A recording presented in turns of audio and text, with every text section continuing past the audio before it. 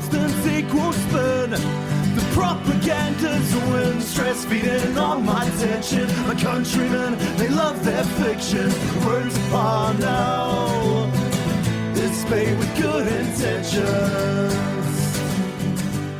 Welcome to 1 of 200, the Media and Politics podcast here in Aotearoa. Kia ora, everybody. I am joined by my co-hosts for this Saturday, the 7th of December recording. I'm going to have to drop the date on all of these now after our midweek episode from last week took us an entire week to get uploaded for unknown reasons. I'm joined by my co-host, Ginny. How are you doing, Ginny? I'm fine. I'm alive. Again, another week. So good. You sound like you're happy about it and that it is good. Also joined by Simone. How are you? I am not being held hostage in Ginny's house. This is a different microphone through which you're hearing my voice. Wow, that's leaving a lot on the table. We are continuing with our current events format. There's lots of hateable stuff, once again, in the world. There's some likable stuff. We do enjoy some events. What has grabbed our attention this week? There are a couple of things which I want to make sure we touch on, which are ongoing as well. In particular, the New Zealand government's sudden hunger for the destruction of civil liberties via a few pieces of legislation. But what's caught your eye this week, Ginny? Is this the part where like stuff is good, or this is the stuff is bad part? Look, flip a coin, or decide which one filled you with more emotion. Okay, well, I have seen photos of the person who shot the United CEO, and they're pretty handsome, you know? This is They're the a high-key problem with baddie. having you both on the same mic. No, they are like a high-key baddie. But obviously, I mean, that's not the most, then their most important contribution is not being attractive, obviously. Well, you don't know that for sure. You don't know that for sure. Their most impactful contribution potentially Follow through. to America is shooting the United CEO. Yeah, and I want to be clear that when we daylight. say important or impactful, we're not attributing necessarily any moral value to those words. I am. Yeah, just to be clear, I'm not suggesting that we go out and commit violence against people who are in the C-suite, but it is going to make quite an impact on the company for someone of that level to have been removed from the structure so quickly. Their share price went up. Which means it's morally good under capitalist morality, you know? Yeah, both in terms of moral value in a philosophical sense. You might say it's good. You might say it's good. But also, if you're out there, one of these cunts making the argument that, oh, the poor guy was just following the profit motive, and this is just how people have to be under capitalism. So is he really the bad guy here? Doesn't matter. Profit went up. Money went up. So it was good for capital as well. Lose-lose for anyone trying to make that argument. You're not going to win this one. What has been really interesting to me is, this really clear public sentiment around this. Do you call it assassination or just a murder? I guess we don't know yet, right? Like, We don't know yet, so I guess we can just say a murder. people were joyous about it. Is that not strong enough a word? I think so. And I think one thing I was surprised by was initially because of how algorithms and geography works. When I got the news, it was mostly like overseas commentary, being like, "Oh, great, CEO's dead, blah blah blah, like insurance company." And then I had That's a how few, every headline started as well. Oh, great. yeah. And then I had a few American friends text me or message me about it. And United apparently denies the most claims out of all the American healthcare insurance providers. Something like 34% of all claims are denied. Exactly. And I was like, okay, I get it. So I see why people are mad at this person specifically. And then maybe an hour or so after that, just all the comments and replies flooded by for once, not Elon's bots, but people basically talking about their shitty experiences with that particular insurance provider and being like, great, hope this guy's claim gets denied because they denied my husband's life-saving surgery or something like that. Like just all these inane, awful tales of how cruel the company's procedures had been to ordinary Americans. And I kind of get it now, like I mean I got it before, I was on board before. But I think that the response is potentially proportionate to the pain that the company has inflicted on people in America.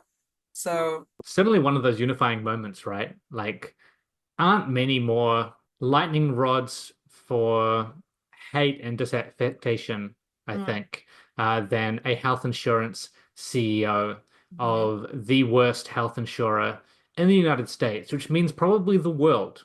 And it probably also means in human history. Yeah, it's pretty unifying. There's a lot of shared, at the very least, Schadenfreude for this kind of event. They were using artificial intelligence to deny claims. So everything's coming together. It's all like all the different strands of the one of 200, the ones, the twos, the threes of 200 are all like intertwining together like a French braid, It's coming together. Did you see that there is a United CEO shooter lookalike contest being held in New York? Oh, I thought you were gonna say in your bedroom, but I wish.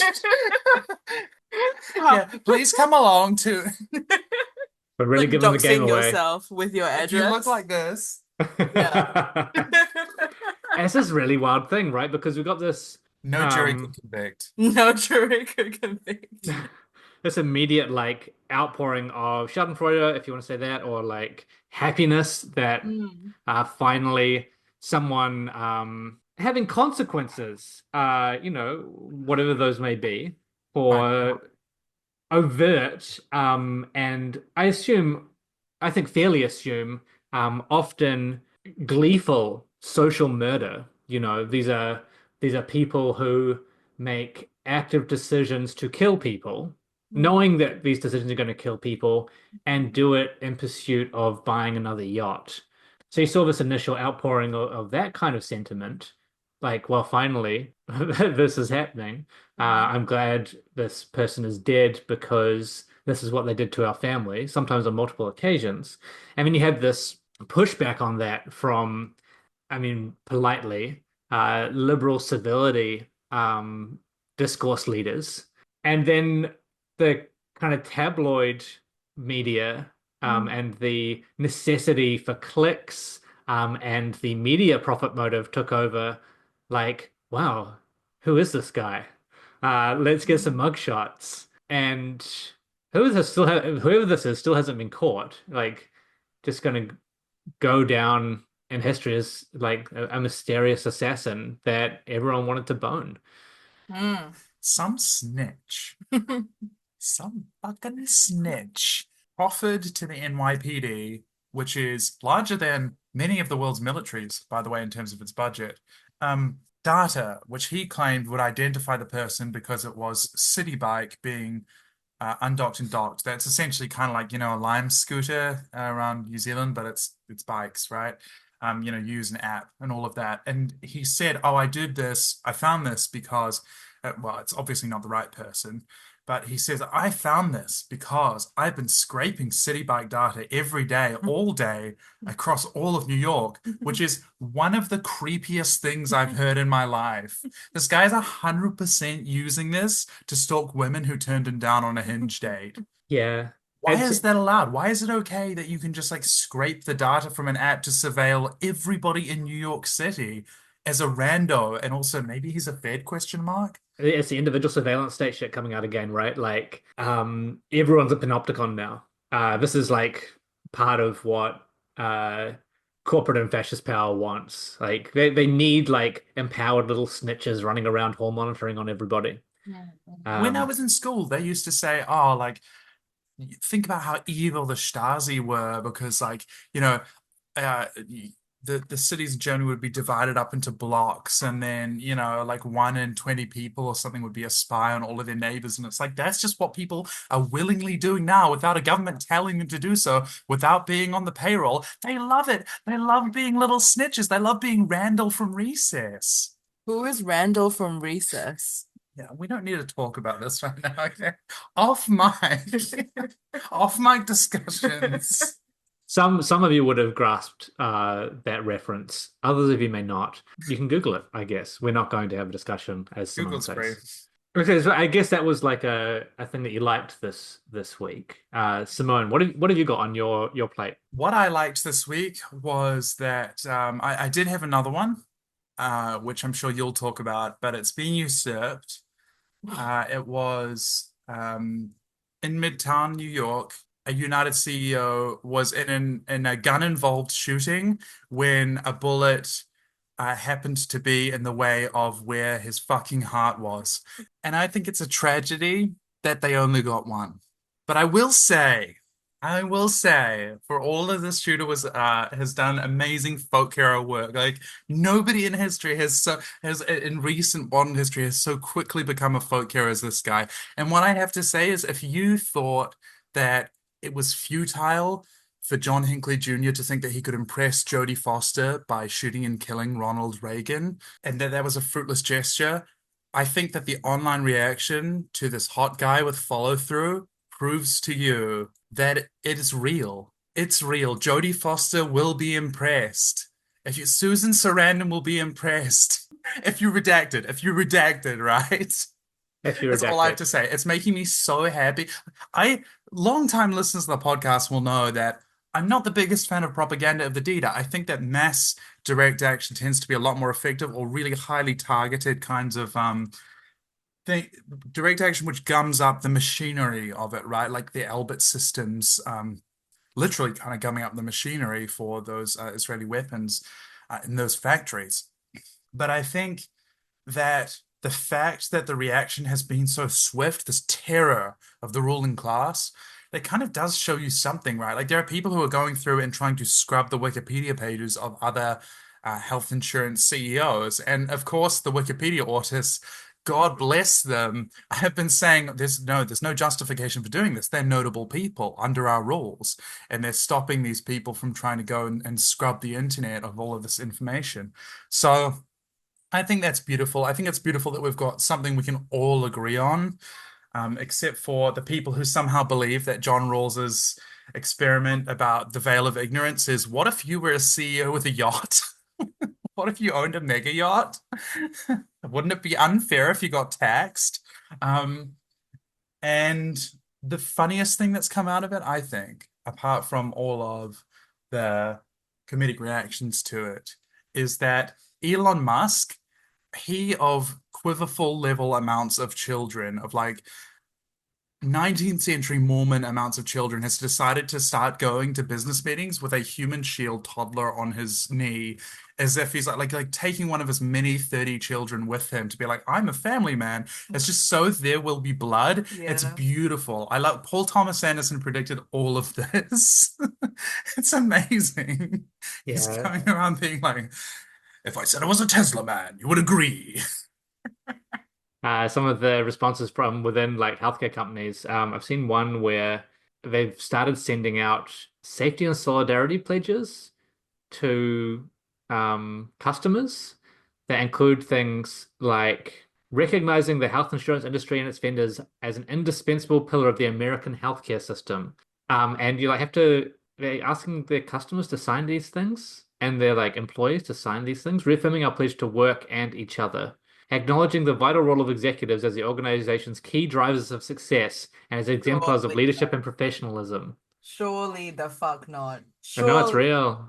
I want I'm going to to hold space right now for the people who are feeling vulnerable, that they too may be killed just for the small non-crime of mass social murder for profit. I actually want to talk about this concept of social murder because I think it's really important and it's a really good inflection point for bringing this idea back, because God fucking damn it if the ostensibly left-wing parties have failed us on keeping this within the discourse and as part of their narrative for promoting policies that actually help people. So this is a Friedrich Engels concept. I might just read this from The Condition of the Working Class in England as I guess, a slight comparison or short comparison between the murder of individuals and the murder of people en masse. When one individual inflicts bodily injury upon another, such injury that death results, we call that deed manslaughter. When the assailant knew in advance that the injury would be fatal, we call this deed murder. But when society places hundreds of proletarians in such a position that they inevitably meet a too early and an unnatural death, one which is quite as much a death by violence as that by the sword or the bullet, when it deprives thousands of the necessaries of life, places them under conditions in which they cannot live, forces them to remain in such conditions until that death ensues, which is the inevitable consequence, knows that these thousands of victims must perish, and yet permits these conditions to remain, its deed is murder just as surely as the deed of the single individual. And that's a fucking neoliberal corporate model that all current Western governments create and legislate and implement policy under. Because working people aren't people. They have lesser value, right? There's a hierarchy of values in this great chain of being. And at the top, people with full personhood are, I was going to say, not the powerful and the handmaidens to power, but I think Jamal Khashoggi showed us that that's not necessarily the case, or, Shireen Abu Akleh is a, much more sympathetic example.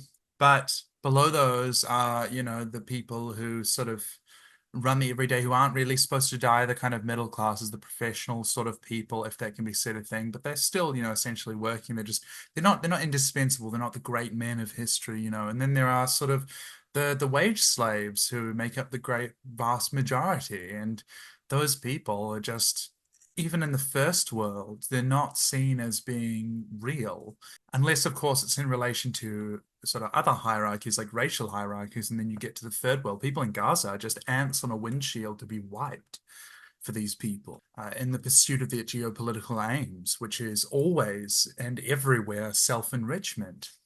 And at this point, it's not, it's just outright murder as well. We wouldn't even call a lot of this social murder, especially outside of the West, in regards to Western geopolitics being implemented upon populations. There's something about the kind of Weberian instrumentalization that happens through the bureaucracy that is required to run an industrial and post-industrial society that separates people out from it, right? And we talk about all sorts of different social effects. And one of them is, like, for example, Marx identifies commodity fetishism as one example of that, this kind of alienation of what's produced from everything else that kind of goes into it. And Ginny, is it like this all the time when you're in, where there's like a ship that blares?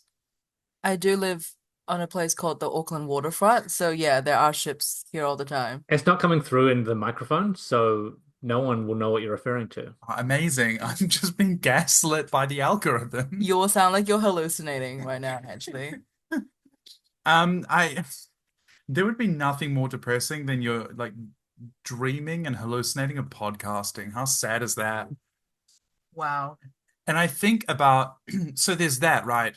That kind of separation of everything out from each other. And the fact that it's kind of, if there is something done through policy, if it goes through enough hands, if it is through a mechanism of bureaucratization that people don't want to think about as involving human people, if it's a reified concept like capital E, the economy, right? Then in those circumstances, there cannot be said to be actors. And if there aren't any actors, then there cannot be victims who are the subjects and the objects, right? There can't be objects of violence. There simply can't be. It can't be acting upon something actively if we don't attribute it to some kind of individual figure. And even in that sense, in places like the United States where this occurred, the state just runs into people's houses and murders them every day. Sometimes when people have called them for help, they'll just bust down the door and shoot a child in the head. They're being actively murdered as well as socially murdered, even in the West, if they are not part of this particular class. Yes. Or if they are and they question the police state, like there was a mayor recently who it's heavily suspicious that the police all resigned and then suddenly he was in a police pursuit, quote unquote, when, that they couldn't have been police anymore. So it was just a private pursuit. And he died in a collision after being run off the road, essentially, by these mad sheriffs. So I think about, it's Engels' concept, but I think also about this kind of hierarchy of humanization and agency and all of that. Mark Twain, what he said about the French Revolution and quote unquote the Great Terror, right? And I don't know what Mark Twain sounded like, but I'll do I'll do a reading voice for this, I guess. There were two reigns of terror, if we would but remember it and consider it. The one wrought murder in hot passion, the other in heartless cold blood. The one lasted mere months. The other had lasted 1,000 years. The one inflicted death upon 10,000 persons, the other upon 100 millions. But our shudders are all for the horrors of the minor terror, the momentary terror, so to speak. Whereas, what is the horror of swift death by the axe compared with lifelong death from hunger, cold, insult, cruelty, and heartbreak? What is the swift death by lightning compared with death by slow fire at the stake? A city cemetery could contain the coffins filled by that brief terror, which we have all been so diligently taught to shiver at and mourn over. But all France could hardly contain the coffins filled by that older and real terror, that unspeakably bitter and awful terror, which none of us has been taught to see in its vastness, pity, as it deserves. Yeah, like we let these people talk, right? Why speak when Mark Twain says it all, right? Yeah. Wow. That's it. There's nothing else to say. Was there anything you liked other than the thing that Ginny liked? Oh, I mean, like, we're going to talk about martial law in Korea, right? I mean, get in. Let's begin that now. Now we will. Now we will. This is the thing that I thought was going to be what we talked about, and then coming in hot was killing C-suite executives.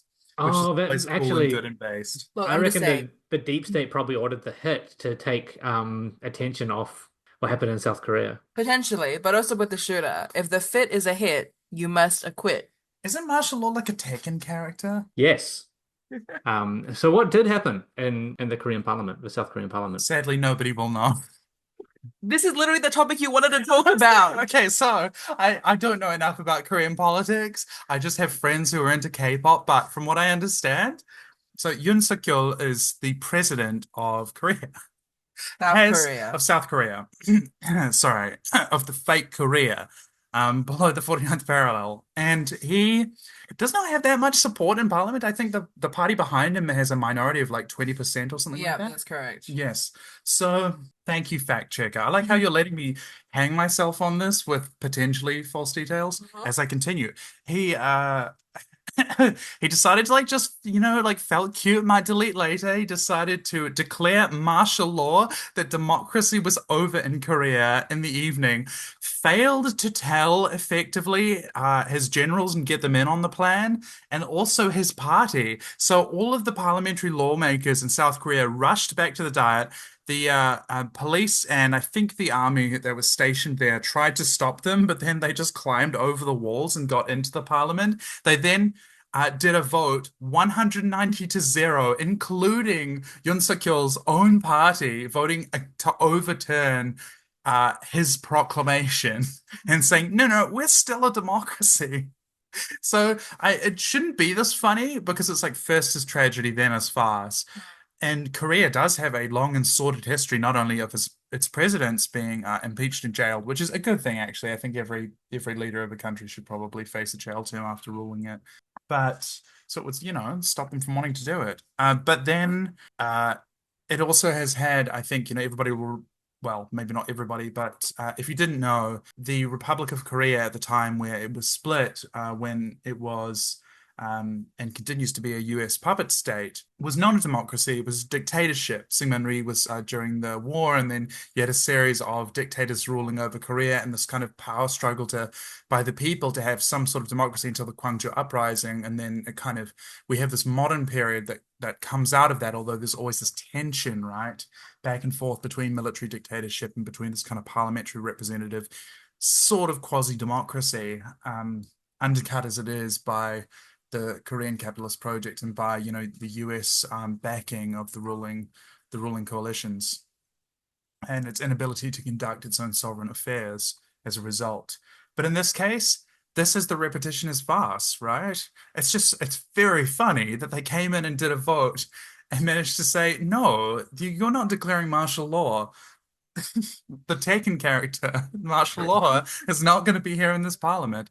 There are also some very funny videos that came out of it, and my favorite is where there was a soldier who tried to come up to one of the guys who was a civilian, and then the civilian just like twists his arm and in like a karate move, turns him around 180, the soldier, and then pushes him away. And then the soldier's like, okay, yeah, my bad. I'm not going to do this anymore. It's it has been interesting to see the responses as well, right? In particular, I think it was Matthew Miller, one of the spokespeople for the White House, heaping praise on the Korean president for standing down and stopping his declaration of martial law instead of on the parliamentarians and civilians who rallied against it. That's always really interesting to see. And alongside that, you have this propaganda flying about the opposition leader and how the South Korean president needed to do this because the opposition leader wanted to work more closely with North Korea, or was like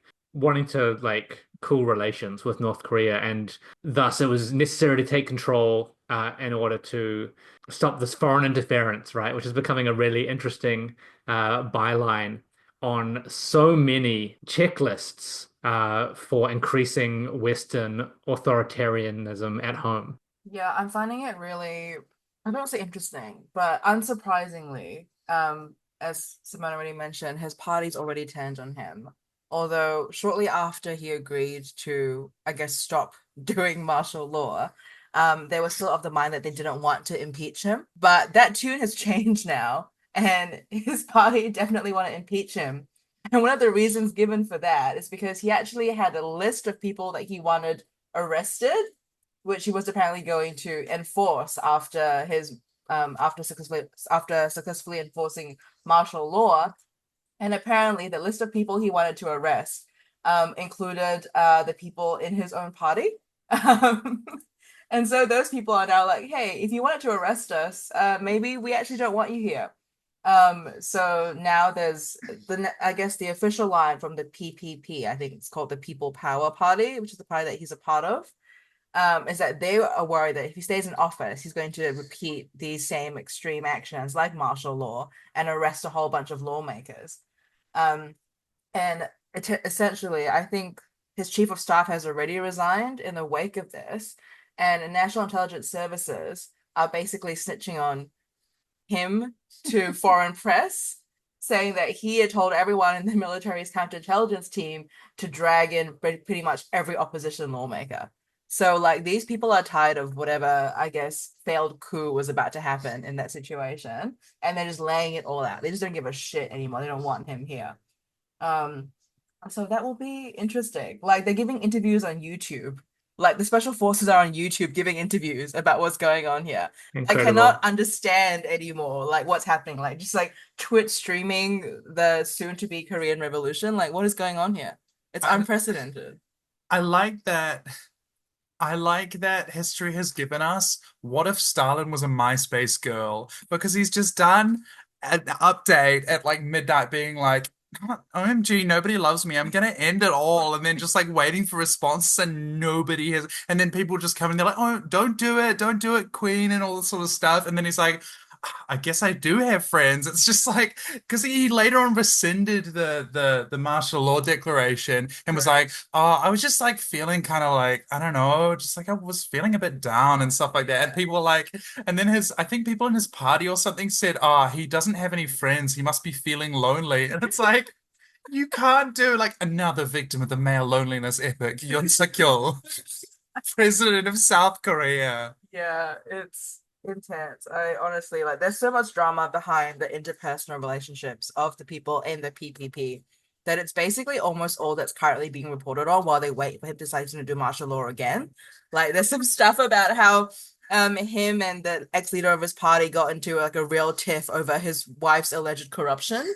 And they're releasing this like it's tabloid gossip, right? Like they're just waiting for him to like announce again he's gonna shut the country down. So it's really interesting how that's been playing out in the media in Korea specifically. And then also what gets picked up by foreign press. Like, I wonder if actually, like, for some reason, and I think this is like not a good thing. I know I'm laughing about it. I think it's really funny that this is basically like a Korean soap opera. But I think it is concerning that there isn't as much reporting about the potential ramifications for the country if he does declare martial law again. Like, what happens? Who does he have any actual backing from? Like, will the US step in if this happens? Because they've been loudly criticizing what went down and loudly supporting, as you said, Kyle, President Yoon, I guess, being just a normal guy, running his country normally, doing the bare minimum. And so I think the worry is as well locally, like what happens if he has another episode of being lonely? You know? Like what happens if he shit posts again at midnight one night and he's like, all right, guys, it's over for Korea now. Time for martial law again. What if he starts downing the barefoot Moscato on a Saturday night when he Exactly. wasn't invited to the dorm party? Exactly. And I feel like everyone, and I know, like I said, it is very entertaining to read about the shade his wife has thrown at the party leader, for example. But I think there's probably not enough coverage, or at least coverage that I think echoes the concerns of probably the average Korean person living in South Korea, right? Like, what happens if martial law goes through again, it's successful? Like, I had a friend who lives in Korea, and she was worried that her brother would get drafted, right? In the event that this sort of thing happened. And like, it's funny to us because we don't live there, and we're like, oh, this is a thing that happened overnight while we were asleep in New Zealand. But I think that it's a real failure of, and probably a deliberate failure of US-based foreign reporting that no one's talking about the consequences of what happens if this happens again. Like, I know we're looking back on it as a funny thing, but like to Ewan, like it's very real that he could do this again. And he said that he would want to try it again. So it's like, why are we not looking forward with this, right? I don't Yeah, and especially in the current geopolitical climate, right, know. where the US and allies are trying to do this encirclement and put pressure on China. Yeah. And South Korea is a key part of that, Hmm. in terms of what I guess they see as a, a check and balance on North Korea. Correct, correct.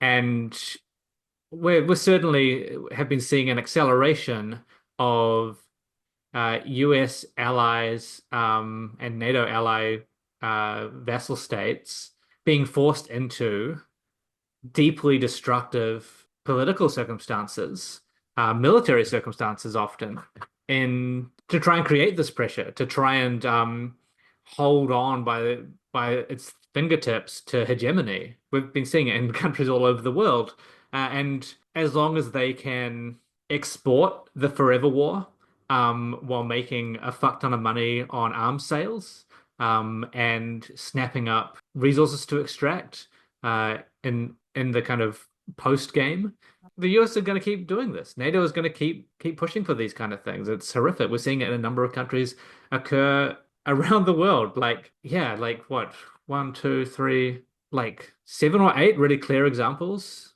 at the moment, of this kind of shock and awe foreign policy out of the US, trying to be pitched to us as about sovereignty or fighting back against the authoritarian BRICS countries. Like, it's really worrying. It's really worrying. It should be worrying for everybody. And here in New Zealand, it should be worrying to see our government trying to even more swiftly align itself with US interests, and US military interests in particular, in the last 18 months. Because, one, they are already bad. They're already an horrific set of ideals, and imperatives to align ourselves with. And two, it's going to be President Trump in a few months, who's going to have even less checks and balances on him, and potentially want even greater destruction than the current regime. I'm not looking forward to it. Not looking forward to it. One thing that we can say is that some banger Korean films are going to come out of this. Look, look, we're here for good cinematography. No. My favorite thing of the week is the government of Michel Barnier falling in France, just like we predicted it would. What a fucking joke. I think the shortest premiership in French history. Macron has vowed to stay on once again. It's so embarrassing, and it's embarrassing for everyone who said Macron was a genius. It's embarrassing for the people who sided with him on this. It's embarrassing for neoliberalists in general. It's embarrassing for all the centrists and liberal centrists, who believe that this was some kind of 5D chess by Macron to keep out the far right, who he very transparently made a deal with in private talks with Le Pen. And now it's amusingly being pitched as the far left banding together with the far right to bring down France, which we both love and hate to see. But yeah, yet another example of liberal centrism and branded identity politics being used to elide neoliberal austerity policy, causing liberal centrist governments and institutions to turn further towards the right, and to destroy the very institutions that they claim they're trying to uphold. This is what I mean when this first happened with Macron, right? Like this is the thing that we said would happen, which is that scratch a liberal and a fascist bleeds, so they always try and collaborate with the right wing rather than give a single bone to the left wing. And yet, like ostensibly left wing parties and much the rest of the quote unquote Western world, first world, whatever you want to call this sort of weird imperial bloc, continue to try to work with centrist parties or capitulate to that, and you're never going to win for that reason. And I think that again, Mr. Jupiterian brain over in France has really done yet another success, another masterful blunder, right? In doing this. And yet, I mean, I'm glad that everything's falling apart, because worse would have been that kind of collaborationism which was successful, right? Like that's the worst outcome. But everything seems up in the air. I don't know if you have a better grasp on what the potential outcomes are out of this. No one does. Like, who the fuck knows? Like, the far right does have a reasonably sized bloc within the French Parliament. So as does the left, and this is all, I think, keep in mind, was created by Macron taking it to an early election just as his party was starting to spiral. And it was only through the left bloc that Le Pen's party was kept out in the first place, because they were the ones who decided that they were going to step out of electorates where they were going to be splitting the vote. And I think a few of Macron's party did, but others just did not. They were making deals with Le Pen during this time. Yes. So I hope that it signals the end of Macron. I hope that this is one of those, like, the facade cracks and the left just gets fucking organized and stops doing their own appeals to liberalism in a lot of cases, because that block is quite large. A lot of these people, who are even the quite left-wing ones, are also reasonably bourgeoisie. They need to organize and fight, and they actually need to get people on board, because otherwise Le Pen's fascists will just grab those people who are disaffected. Like, it's just, and then we're looking at a pretty bad time. French left have done, I think, a pretty good job of doing all of this. And like you say, coordinating through the election. There is a lesson there to be learned. I think you work to your electoral boundaries if you can for doing that sort of thing. But it sort of requires a lack of ego, even from a party that considers itself a major party, to then step back and not run in a certain seat and that. And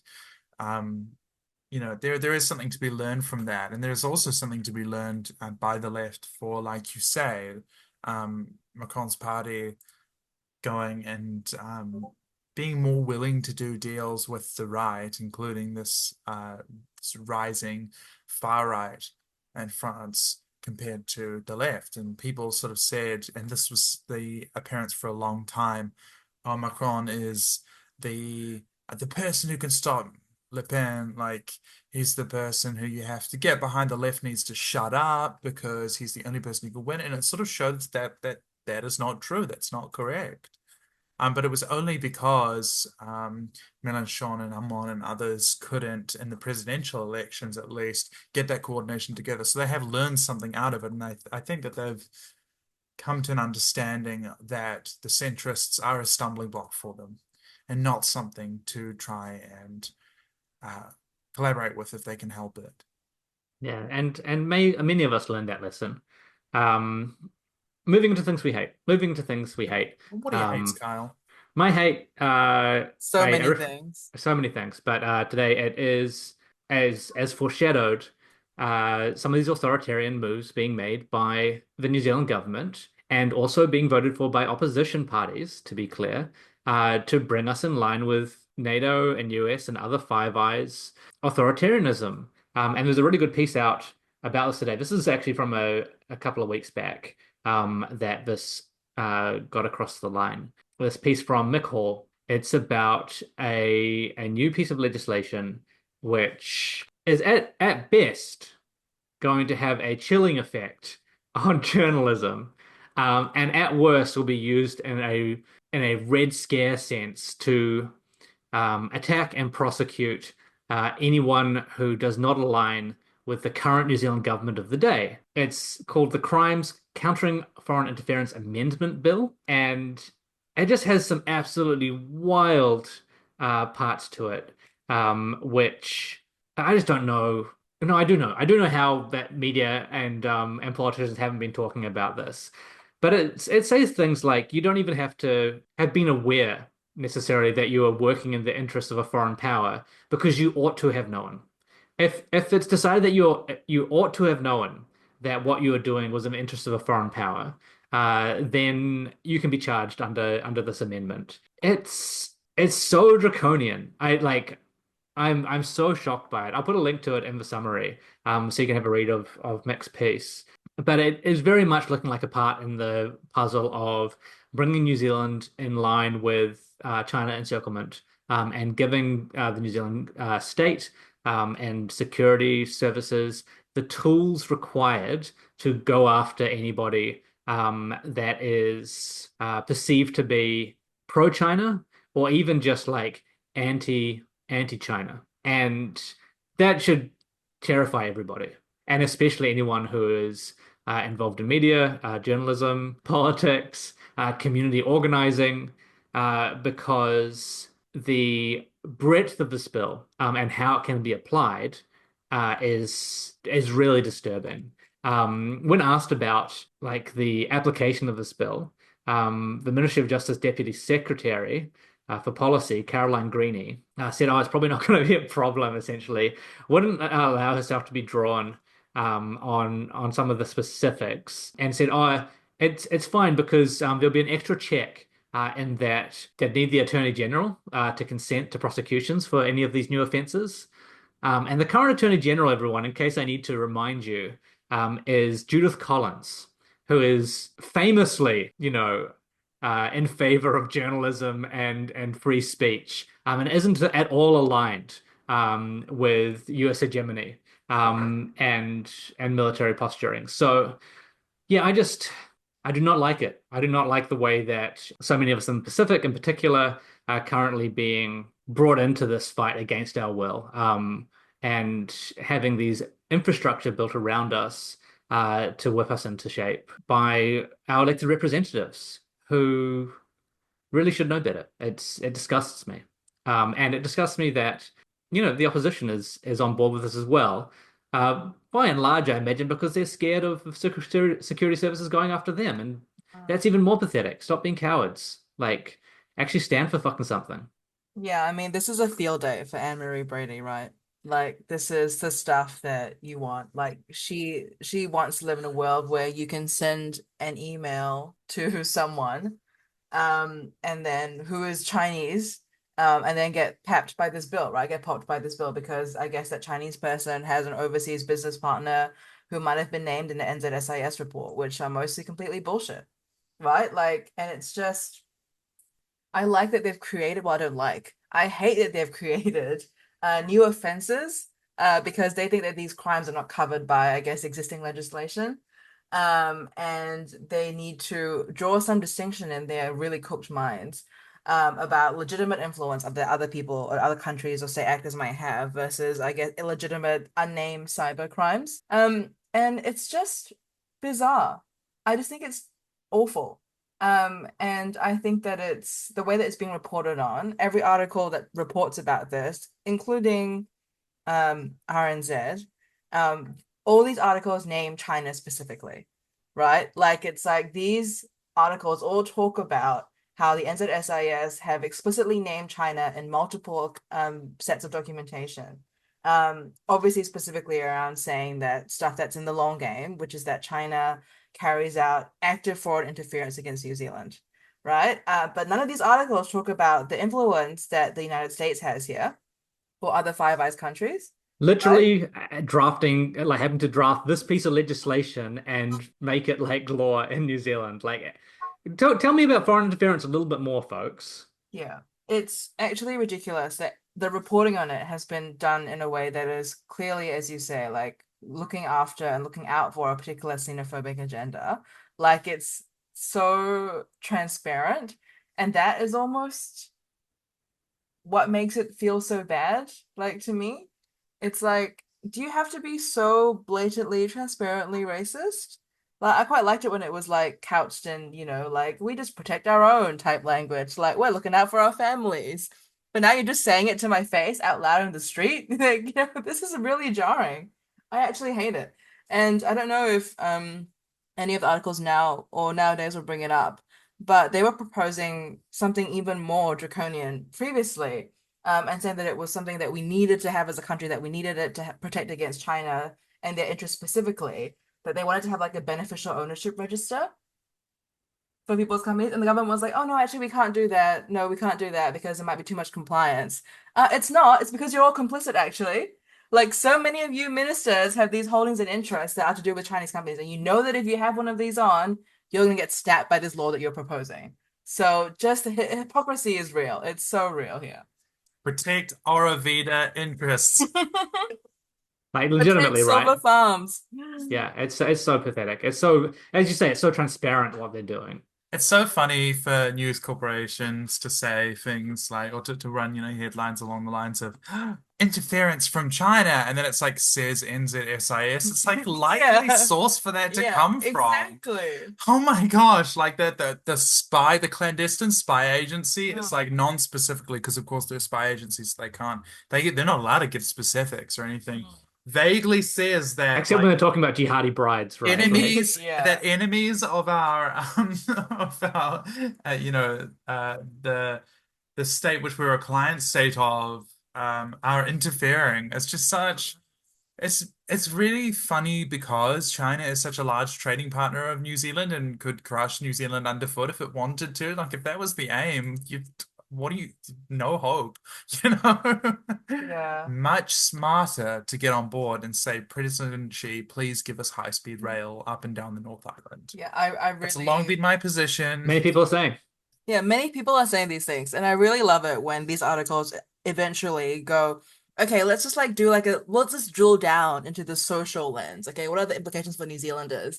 And then Stuff's favorite source, a named Chinese national, pops up to criticize foreign interference from the Chinese government in Auckland. And it's just, we're heading that direction so quickly. And it happens every 2 weeks like clockwork. There's 1 or 2 articles in the Herald or in Stuff or somewhere else about some unnamed Chinese national noticing something. Unnamed Falun Gong practitioner. We need a registry of Chinese names until like a white guy who's got the name Lang or Lee or something accidentally pops up on it. Or martial law. Martial law. Martial law is a real Korean hero. Simone, what have you hated this week? What have I hated this week? Kyle, I don't know if you heard this, but in Midtown New York, there was a callous murder. No, I don't like this bit. You did this last week as well. Healthcare provider and job creator called David Thompson. What was his name? He was a beloved family man, and he was gunned down cruelly and helplessly by an androgynous Timothée Chalamet lookalike, but better looking, really sexy, cut jawline, beautiful mask wearing, like disabled respecting, androgynous fucking Buffalo Bill. I've been disgusted by some of the responses to this, Kyle. Never say we're not a centrist podcast. Yeah, I know. I think Philip would say you have to hand it to the suppressor. Look. No, but genuinely, are there any things you hate this week? Are there any things that I hate this week? I think the loss of our civility and norms. No, I think this is such small fry, and I know you're all talking about big things, but like crime reporting in the New Zealand Herald and other places, I hate it. It's just smarmy. It's gross. I think that this dovetails really well into social murder because, the crabs in a bucket of like some of the poorest people in the country just kind of like doing things like either shoplifting or like punching each other or something like that and getting arrested, and then some highfalutin, again handmaiden to power, a newspaper reporter will like pick up on something that they consider as salacious and bleeds enough to put a lead on it. and publish that in a nationwide newspaper with the person's name, their photograph, essentially making them a target for retaliation whatsoever. And I just think it does nothing. It does nothing except for incite the idea of mob justice. It sort of devalues the idea that a justice system is about creating some kind of just outcome, somehow repairing the social fabric, about trying to tackle the actual problems and the root causes of these things. And it just, I don't know, like the people who tend to get name suppression, sometimes it's for very good reason, and I think that there are real reasons. Oftentimes, if the victim shares the name of like a sexual assaulter or something, because they're related, because oftentimes they are close, it's not stranger danger. Those are situations where it makes sense, right? But like oftentimes who gets it, who's got the KC in their corner versus who doesn't get it is also something where the salaciousness of the crime reporting can put people in danger, or it can ruin their lives in many ways. And whatever you feel about like the system of punishment that we have, surely the reason why we do it through a courtroom system is precisely and exactly because it's not supposed to be the emotional mob justice of the time, like immediately what somebody feels about it when they hear some small amount of details about this case, and it does bother me, I think, for that reason. So it's kind of a pet hate, and this was brought to you by like being in court and then somebody there being a reporter who was like, for some really weird reason, interested in one of my clients' cases and trying to get like all the details and stuff about it, and then joking with the probation officer in court about it in a really shitty way that was just like denigrating them. And I thought, this is just really shitty, and it's such a smarmy industry, and I don't like it. And there was nothing really unusual or out of the ordinary about their case either, about the client's case. So I don't really understand it. It was bizarre. There's Like, this real I don't know what whiplash. it was that attracted them to it. And in fact, what was really good was the outcome was like mostly a rehabilitative one that sort of directly tackled the things that had caused it, right? Like their meth offending and all sorts of other, components of it, right? That talked about that just addressed it, right? Like, this intensive programs that they'd be going through in that, rather than just kind of throwing them in jail and forgetting about it and, hoping that would fix, whatever it was. And then this crime reporter is like doing this, real throw the book at them, like denigrating and dehumanizing this person. Because it's interpersonal harm where we can pin it on an individual, right? Our media have been radicalized. They are by and large extremists, and they're pushing fascist propaganda through our newspapers. And if you haven't seen that yet, I'm sorry, but please take notice. This actively makes our justice system worse because there are judges that respond to it. There are members of the bench who, if there is a reporter there, will play up, almost like, being a mob boss, sort of sitting on their bench, sort of, playing to it and dressing down these people in public where they wouldn't ordinarily do that if there wasn't this audience for it. There is this real performance to the fascism, right? And it encourages certain members of the bench to act this way. And I think that that's just disgusting. Mm-hmm. There's this and the irony isn't lost on us, I think, that media, politicians, etc., act this way. They push up like the rhetoric around punishing people, and then as soon as it's one of their own, they go, "Oh no, not like that." Like, no, I'm sorry, you fucking created the environment for this. You don't get to turn around and say, "Oh, this is actually bad and it hurts my feeling." I'm very interested in what ACT is going to think about the new name suppression laws. We're going to find out. Jenny, what have you hated this week as our Did I final hate this topic? week on topic? Similar, I think, to what has already been discussed around media, is that there is definitely a concerted effort in terms of what feels like ranks tightening almost. Like, I think if you didn't believe that the media was currently serving the interests of whichever political party is in power, then I think you're actually really naive. And we are seeing, I think, a resurgence of governments wanting to use the media almost like a cudgel, right? And I think that it's always happened, but I think that people are dispensing with the charade that they're doing it gracefully or that it isn't a thing, which happens normally. Professionally, I'm definitely seeing a lot of uptake in terms of work out in the world there for management consulting firms to advise governments and to advise media outlets specifically on how they can best serve political interests. And this work is very real and it's happening right now, and I think that that's a thing which often people can cotton on to too late. Like most people only sort of, I guess, think about who's interested in being served when they see the articles. But like these companies are being contracted to do this research a year or so out, right, of an election most of the time.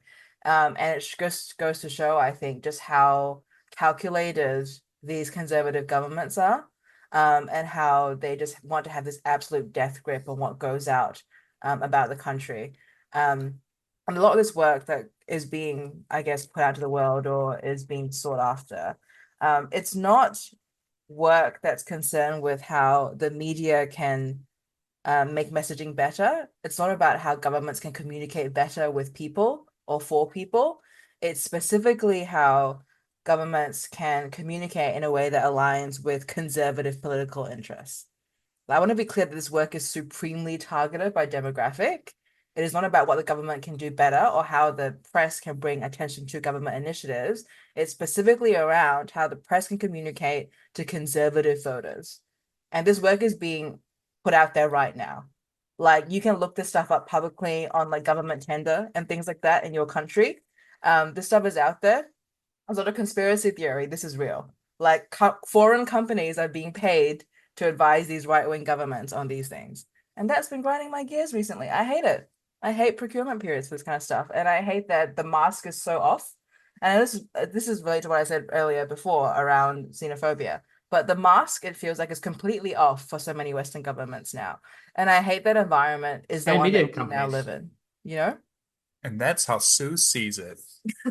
Yeah, like I mean, there are a number of media organizations, and we've seen this really rapid shift in New Zealand for our major outlets towards being a very open fifth column. They're not interested in informing the public anymore. This is why Vijay Prashad was saying, no, you need to be the media now, because by and large, what is showing on the daily updates, what is on the front pages of websites or the places where people most often get their news is not the goal of it is not to inform people. And as you've just discussed, there is a very concerted strategy around ensuring that some of these media organizations are aligned with conservative views in governments to communicate that to their conservative electorates.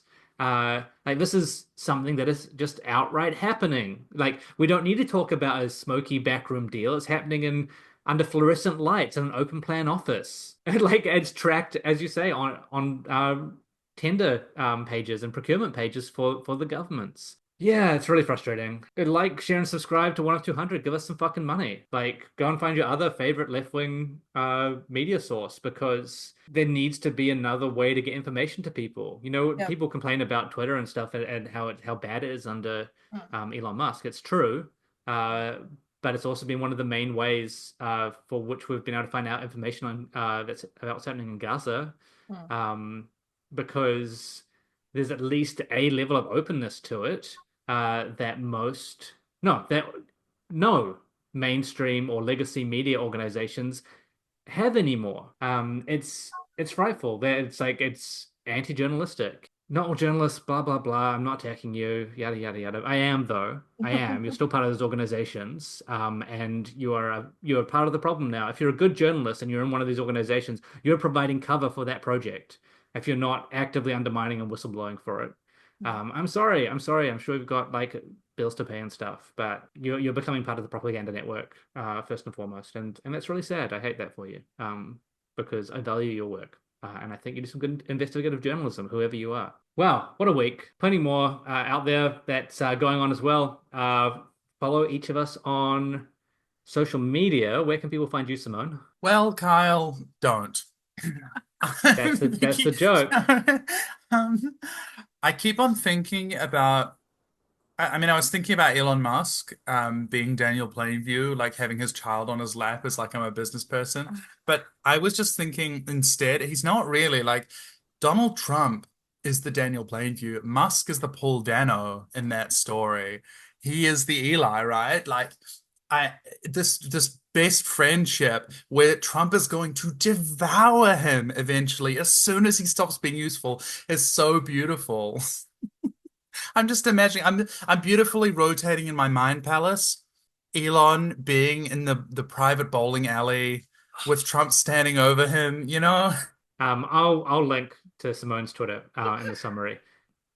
Ginny, I can do the same for you, or you can tell people where to find you. Yeah, I'm at Eggs for Dogs everywhere. Like my handle's the same everywhere. Fantastic. So, Blue Sky and Twitter. I try not to be on Twitter as much though. So if you do want to talk to me or something, please message me on Blue Sky instead. That would be great. Wonderful. And we're posting stuff there as well, because we can't fit everything into a weekly podcast.